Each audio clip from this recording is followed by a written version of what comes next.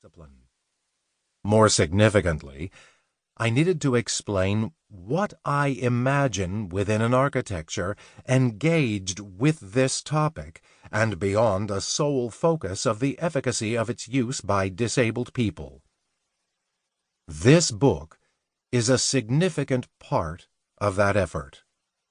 The Architecture of Disability explores histories, theories, and practices engaged with buildings, landscapes, and cities, and their relationship to concepts of human impairment and the experiences of disabled people. I approach this exploration historically by examining histories and theories of human impairment from the distant and more recent past, and more directly by considering the current role of disabled people in debates about architecture. I use the term impairment to refer to a quality or attribute of humanness that may become a disability or part of an identity as being disabled, relative to modern ideas about social and economic functioning.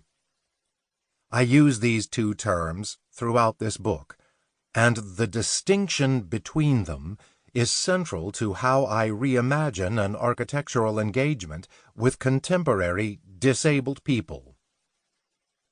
One of my central arguments is that we, disabled architects, commentators, and inhabitants of built space, must complement a historic focus on access and accessibility with a more expansive spatial politics of impairment.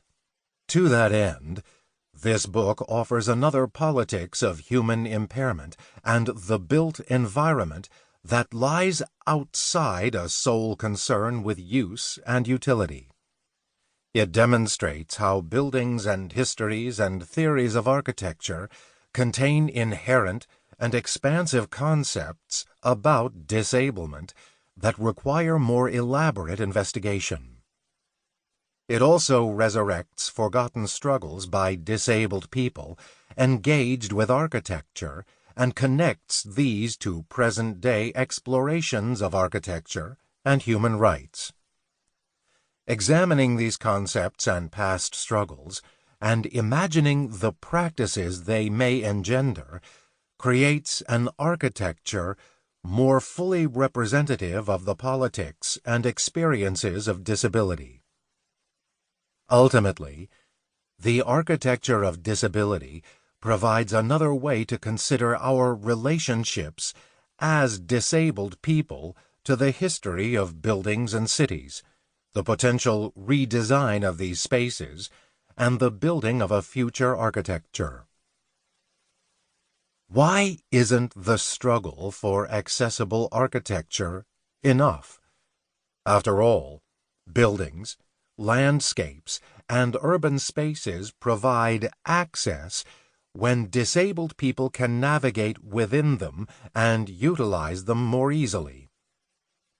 Activists in the United States, such as the celebrated members of the Center for Independent Living in Berkeley, California, fought for increased access to the public and private spaces of cities.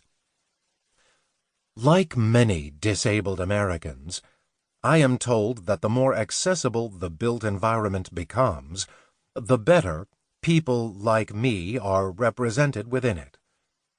As an above-the-knee amputee, adult and pediatric cancer survivor, and former wheelchair user, I certainly benefit from accessibility activism.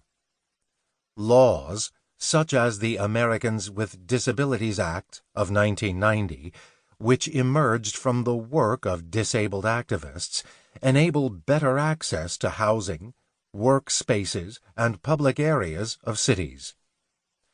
While I am the beneficiary of these legacies, I also believe that visions of accessible space cannot address the myriad ways architecture, its history, and its practices confront disabled people.